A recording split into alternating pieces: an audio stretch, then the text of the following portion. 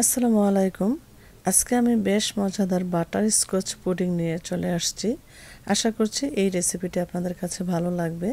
প্রথমে চুলায় একটা আমি প্যান বসিয়ে নিয়েছি। আপনারা দুধটা জাল দেওয়ার আগে প্যানটাকে একটু ভিজিয়ে নেবেন। দেখতে পাচ্ছেন আমি কিন্তু প্যানটা একটু ভিজিয়ে নিয়েছি। এরপর আমি এখানে 1 লিটার দুধ দিয়ে দিলাম। আমি এই 1 লিটার দুধকে জাল করে কমিয়ে আমি হাফ লিটার বানিয়ে নেব। আমি দুধটাকে একটু মেপে নিচ্ছি আমার কতটুকু ডিপ হয়েছে বোঝার জন্য। দেখতে পাচ্ছেন আপনারা আপনাদের প্যান অনুযায়ী আপনারা মেপে নেবেন। একটু দেখিয়ে দিচ্ছি, এই পর্যন্ত এতটুকু দুধ আছে। আমি এটাকে জাল করে হাফ করে নেব।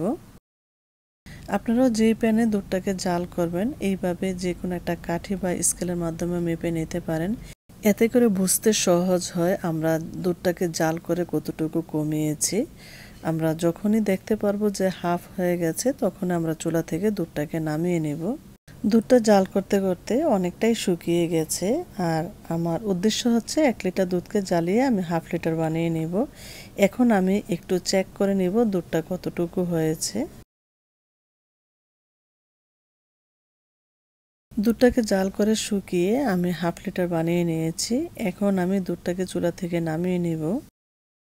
ক্যারামেল বানানোর জন্য আমি চুলায় একটা প্যানে হাফ কাপ চিনি দিয়ে দিচ্ছি। এখন চুলার হিটটাকে মিডিয়াম টু লো এর মাঝামাঝি রেখে আমি ক্যারামেলটা তৈরি করে নেব। যখন চারিদিক থেকে একটু একটু কালার ধরে আসবে তখন একটা স্প্যাচুলা দিয়ে নেড়ে নিতে হবে।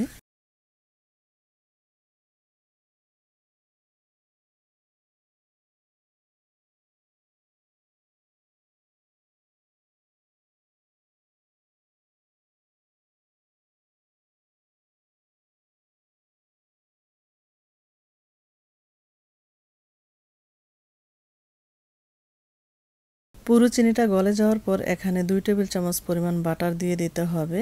খেয়াল রাখতে হবে এটা যেন পুড়ে না যায়, পুড়ে গেলে কিন্তু পুডিংটা তিতা লাগবে। চিনিটা গলে গিয়ে যখন ক্যারামেলের কালারটা গোল্ডেন ব্রাউন হয়ে আসবে তখনই এখানে বাটারটা দিয়ে দিতে হবে। বাটারটা দিয়ে এইভাবে অনবরত নেড়েচেড়ে বাটারটাকে গলিয়ে নিতে হবে। গলিয়ে নিয়ে তারপর আমরা যেই দুধটাকে আগে থেকে জাল করে রেখেছিলাম সেই দুধটাকে আমরা এখানে ঢেলে দেব।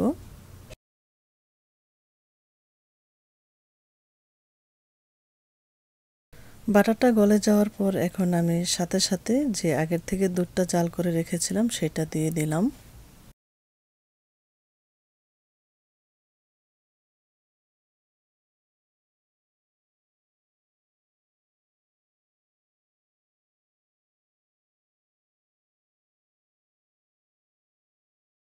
তারপর এখানে আমি 2 টেবিল চামচ কুকিং ক্রিম দিয়ে দিলাম। এটা দেওয়ার পর আপনার স্বাদটা অন্যরকম হবে, আপনি ভাবতেই পারবেন না কতটা মজার হয়। আর যদি আপনাদের হাতের কাছে এই ক্রিমটা না থাকে তাহলে আপনারা স্কিপ করতে পারেন। ক্রিমটাকে এখন নেড়ে চেড়ে আমি ভালো মতো মিশিয়ে নেব। আর যখন দেখবেন নিচ থেকে ক্যারামেলের দলা দলা নেই, ক্রিমটাও গলে গেছে, তখন চুলা থেকে নামিয়ে নিতে হবে। এই যে ক্রিমটাও গলে একদম দুধের সাথে মিশে গেছে আর নিচ থেকেও ক্যারামেলের কোনো দলা দলা নেই। এখন আমি চুলা থেকে নামিয়ে নেব। তারপর আমি একটা মিক্সিং বলে 5টা ডিম ভেঙে নেব। যদি আপনাদের ডিমগুলো বড় হয়ে থাকে তাহলে 4টা নিলেই হবে। যেহেতু আমার এখানে ডিমগুলো ছোট আমি 5টা ডিম নিয়ে নিচ্ছি। এখানে আপনাদেরকে আমি একটা কথা বলে দিচ্ছি, আপনারা একটা করে ডিম ছোট একটা বাটিতে ভেঙে তারপরে মিক্সিং বলে নিয়ে নেবেন, বড় মিক্সিং বলে। কারণ হচ্ছে যদি কোনো একটা ডিম নষ্ট হয়ে থাকে তাহলে কিন্তু সবগুলো ডিমই নষ্ট হয়ে যাবে। সেজন্য আপনাদের সুবিধার জন্য আমি বলে দিচ্ছি প্রতিটা ডিম একটা একটা করে ছোট বাটিতে ভেঙে তারপর মিক্সিং বলে নিয়ে নেবেন। ডিমগুলোকে এখন আমি ভালো করে হ্যান্ড হুইস্কের মাধ্যমে ফেটিয়ে নেব।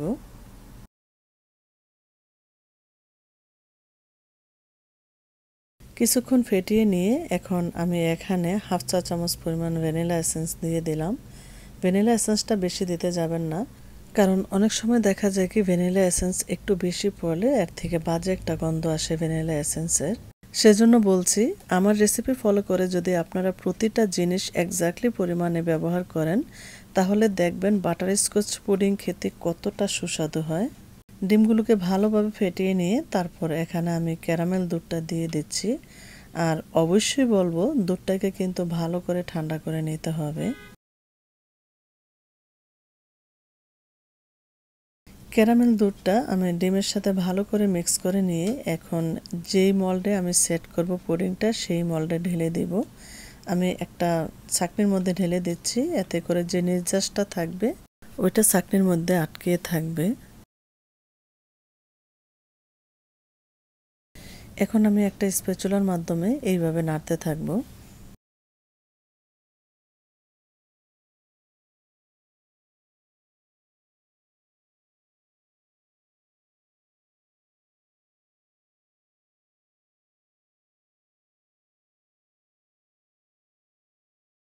ক্যারামেল দুধটাকে ছেঁকে নিয়ে আমি একটু নেড়ে নিচ্ছি, যেহেতু একসাথে ফেনাটা জমে আছে সেজন্য। তাহলে চলুন এখন আমরা চুলায় চলে যাই। চুলায় একটা প্যানে আমি 1 ইঞ্চি পরিমাণ পানি দিয়ে এর মধ্যে মলটা বসিয়ে দিলাম।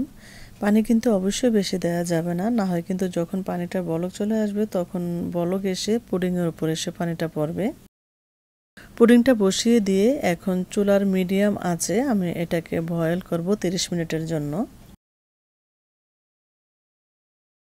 30 মিনিট পর ফিরে আসলাম, আর এরই মধ্যে আমার পুডিংটাও একদম হয়ে গেছে পারফেক্টলি ভাবে।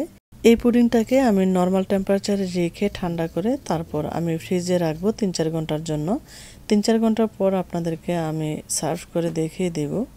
ফ্রিজ থেকে নামিয়ে আমি পুডিংটাকে চারদিক থেকে এইভাবে আলগা করে নিয়ে তারপর আমি একটা সার্ভিং ডিশে নিয়ে নেব।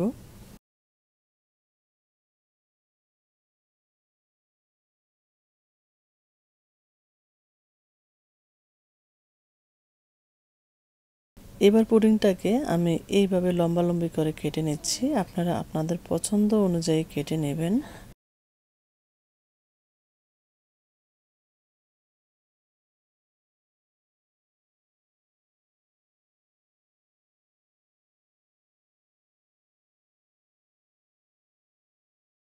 কেটে নিয়ে আমি একটা সার্ভিং ডিশে নিয়ে নিচ্ছি।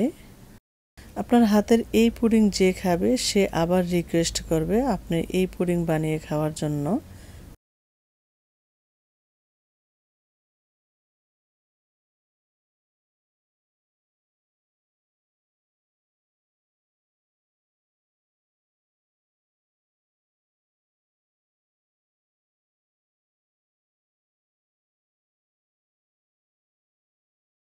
আপনাদেরকে আমি একটু খেয়ে দেখিয়ে দিচ্ছি।